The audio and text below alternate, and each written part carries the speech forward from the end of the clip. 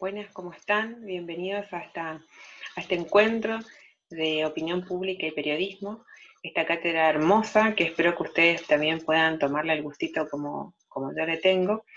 Y bueno, que puedan leer el material que queda en el aula, que puedan informarse, que puedan buscar material, así podemos avanzar y aprender mucho o todo lo que se pueda, ¿sí? Nosotros esta semana, la primera semana, ustedes pudieron conocer algunos conceptos, ¿no? Del base de nuestro maestro de Mora y Araujo, que es quien nos da el primer concepto de opinión pública con el que trabajamos. En el poder de la conversación es un libro hermoso que tiene 2 tomos. Habla de lo que, bueno, lo que ustedes vieron, de lo que empezaron a ver. Él define la opinión pública, que cuando la gente habla entre sí y pone en circulación sus opiniones en el espacio social, contribuye a la formación de un tejido social específico, intangible y a la vez aprehensible para casi todo lo que no está institucionalizado, que es informal, espontáneo y deliberativo. Ese plano de la vida social constituido por las opiniones que las personas emiten y circulan entre ellas es llamado opinión pública. La mayoría pudo presentar el trabajo, lo realizó muy bien, estuvo leyendo, recuerda muchos temas que estuvieron en la opinión pública, que fueron tratados, y eso está muy bueno. Los invito a quienes todavía no se pudieron acercar a la lectura, que puedan leer los capítulos, porque Morea Araujo, argentino, él define, habla de las sensaciones, de todo lo que tiene que ver con esta opinión pública que nosotros vamos a trabajar y que ustedes como periodistas van a trabajarla en su profesión. No existe una definición única por parte de las ciencias sociales, hay muchas. Noel Neumann decía que hay más de 50. Actualmente creo que hay más. Existe un elemento común, puede ser, que es cuando se refieren a la opinión pública, están hablando de un tribunal donde se juzga la reputación tanto de ciudadanos como de los gobernantes, ¿sí? Sin embargo, Hugo Aime considera que no es de su interés registrar cualquier opinión que se emite y circula entre los sujetos sociales, sino que siempre estará centrado en aquellas que refieran al vínculo entre los ciudadanos y el sistema de poder de una sociedad. No busca conocer qué se opina sobre cualquier tema, sino qué le interesa las opiniones relacionadas directa o indirectamente con la cosa pública, ¿sí? Si tiene que ver con lo privado, con el Estado, ¿sí? Esas son por ahí las opiniones que ahí me va trabajando un poco más en su libro, eh, cómo votan. A mí me gusta empezar con esto en clase, no, estamos en clase, porque no sé si a ustedes les pasó que dicen, bueno, a mí nadie me dice lo que yo tengo que pensar, yo pienso lo que yo quiero, yo no hablo de política, no me meto, no leo, no. Y en realidad va caminando en una ciudad, en su localidad, y va recibiendo estímulos y mensajes por distintos medios. Los medios de comunicación son cada vez más, las posibilidades de emitir mensajes son mayores, y nosotros estamos todo el día, ¿no? En eso de recibir mensajes. Piénsense en ustedes como consumidores y después piénsense como profesionales, ¿no? Y en realidad nuestra opinión se va formando por lo que vamos escuchando, por lo que vamos viendo. Esto fue pasando cada vez con más apuro, con más auge a medida que los medios de comunicación fueron implementándose y creciendo. Primero fue con la prensa, con los medios gráficos, después fue con la radio, después con la televisión, ¿sí? Donde aparece el marketing político, donde aparece la publicidad, ¿sí? A partir de la televisión es querer estar cerca del que nos está mirando, llegar con nuestro mensaje, convencer al otro de que me vote. Eso sucede con la televisión. Con internet, nosotros estamos a un minuto de estar sabiendo cualquier cosa en cualquier lado. Tenemos información al instante, si se quiere, de muchos lugares. Y los sitios digitales ocupan gran espacio, van dejando de lado un poco a los diarios, quizás mucho, Hoy los diarios se leen en su versión digital y no en su versión impresa en la mayoría. Y con la llegada de las redes sociales, que es hace pocos años, cambia el modo de comunicarnos, ¿sí? Porque ya no solamente los periodistas y comunicadores son los que generan información, sino también que lo hacen los usuarios, los consumidores de redes sociales, empiezan a generar información, verdadera o no. En lo personal creo que es un desafío aún mayor para los periodistas, porque nos enfrentamos ante quienes están generando información al instante, si están en el lugar de los hechos, y nosotros tenemos que redoblar los esfuerzos, tenemos que investigar, tenemos que tener la información correcta, ser responsables con lo que decimos. No podemos estar diciendo cosas que no son y que pueden afectar de alguna u otra manera al que nos está escuchando o mirando. Entonces, si bien los usuarios de redes sociales pudieron o pueden expresarse, también lo hacen detrás de una red social y a veces sin firmar. Y nosotros tenemos que trabajar más para demostrar que la profesionalización de la comunicación es muy importante, fundamental. Fíjense que este año, con la pandemia que a todos nos toca atravesar, la Organización Mundial de la Salud la denominó infodemia a la cantidad de información que estaba circulando y que estaba afectando, y que aún nos afecta, a todos los ciudadanos, ¿sí? Se pusieron en marcha mecanismos para tratar de concientizar a la población de cómo elegir, cómo seleccionar la información y de no compartir cualquier cosa que nos llegara a las redes sociales. Acuérdense que WhatsApp fue la primera red difusora de noticias falsas, ¿sí? Nosotros, ahí les voy a dejar un link para que después ingresen y puedan ver un análisis sobre lo que está pasando, ¿sí? Pueden hacerlo. Y también van a tener en este tema, en esta semana, un texto de Natalia Aruete que tiene que ver con este libro, que se llama Fake News, Trolls y otros encantos. Natalia Aruete es una autora argentina que trabaja hace muchos años con el establecimiento de la agenda setting, que es otra teoría, que después la vamos a analizar nosotros, porque es muy importante cómo se instalan los temas, ¿sí? Desde diferentes ámbitos. Y en esta oportunidad, ya en este año, avanzando con las noticias y la comunicación, se habla de dos agendas, ¿no? De dos agendas paralelas. Una que tiene que ver con la que se construyen los medios de comunicación a través de hechos particulares y específicos, y otra que se construye en las redes sociales. Y no puede dejarse de lado a la que está en las redes sociales tampoco, porque es una agenda.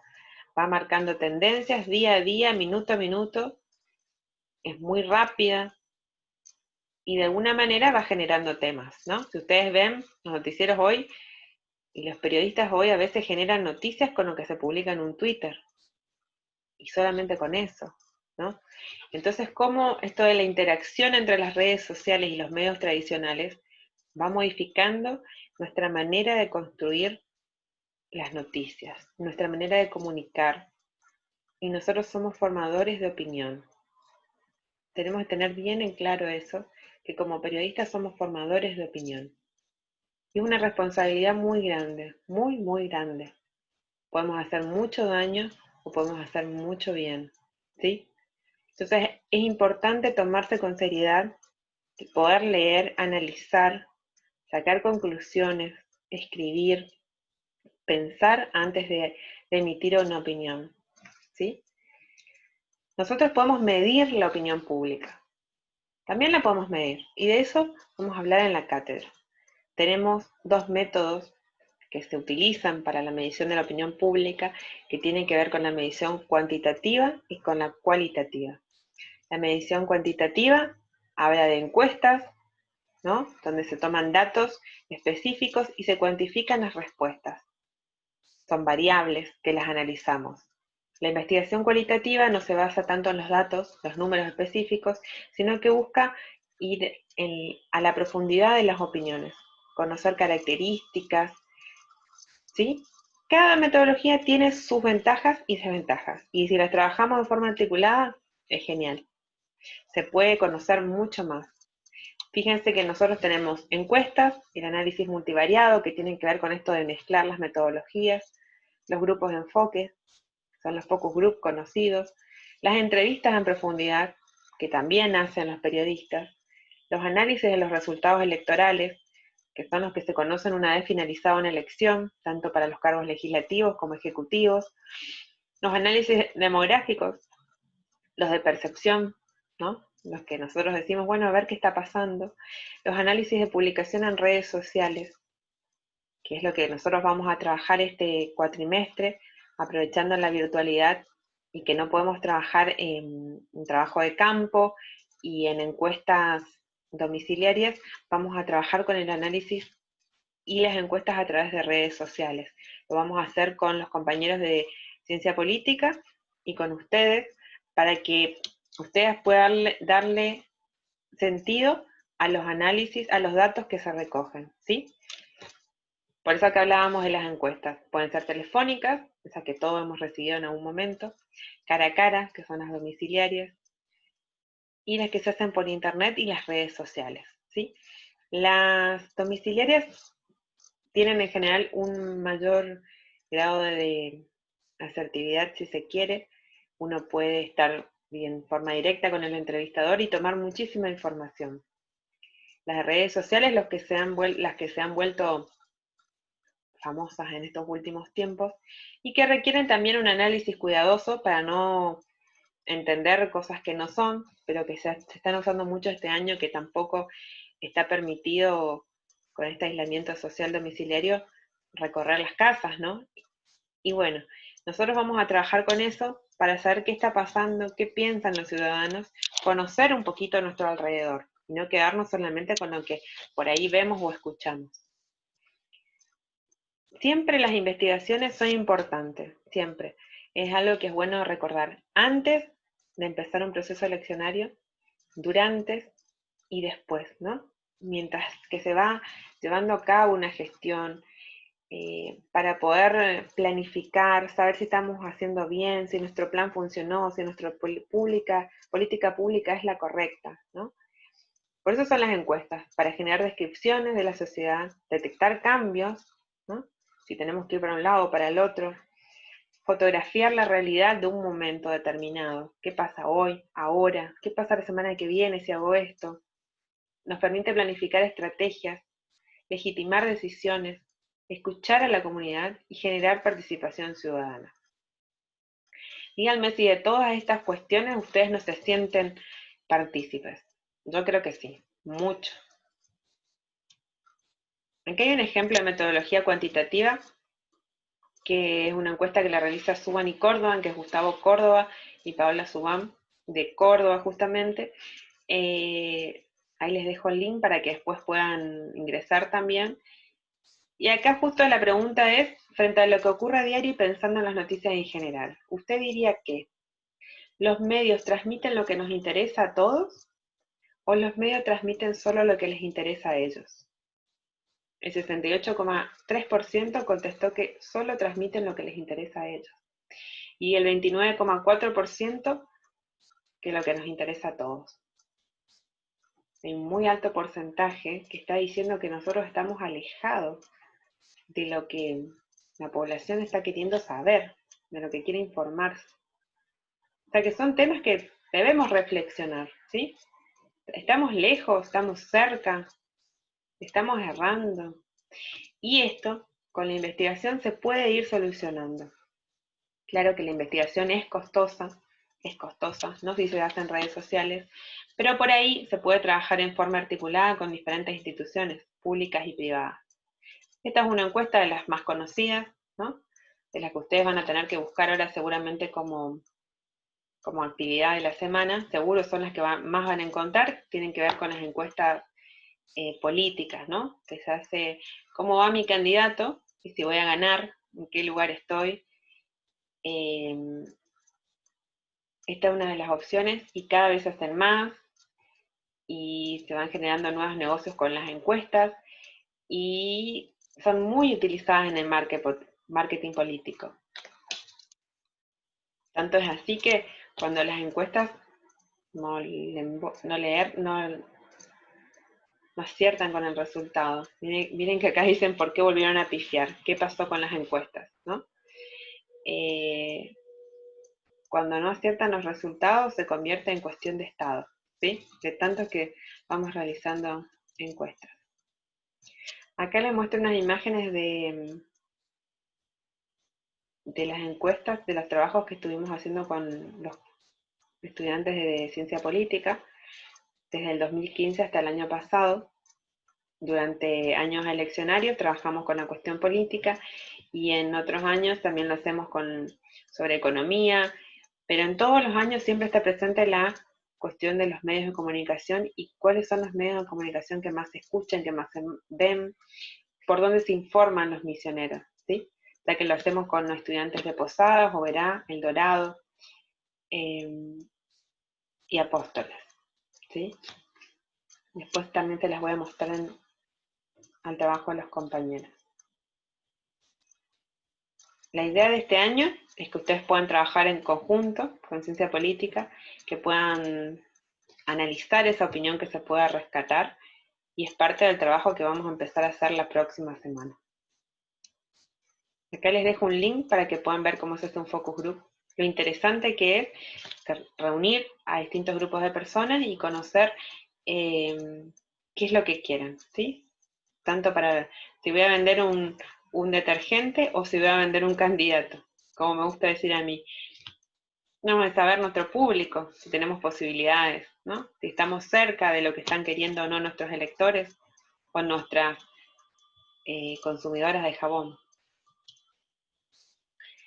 Esto que les decía, que el análisis de las redes sociales es importante, de que las tendencias van cambiando y de que las opiniones y los ánimos cambian y sin ninguna duda modifican y alteran muchas cuestiones, van cambiando, ¿no? Y de repente forman parte de las agendas de los medios de comunicación tradicionales y de las agendas públicas. Cosa que antes no sucedía, ¿no? Esto sucede hace muy poquito. Los estudios de opinión pública son el mejor modo de conocer qué piensa la sociedad, ¿sí? De esto vamos a estar hablando en esta cátedra hermosa, que por suerte tenemos el gusto de poder estar dando y compartiendo con ustedes. Los invito a todos que puedan escuchar, que puedan ver, que puedan leer y que puedan participar, que es fundamental para esta cátedra. Así podemos ir progresando, realizando trabajos en conjunto. Muchísimas, pero muchísimas gracias.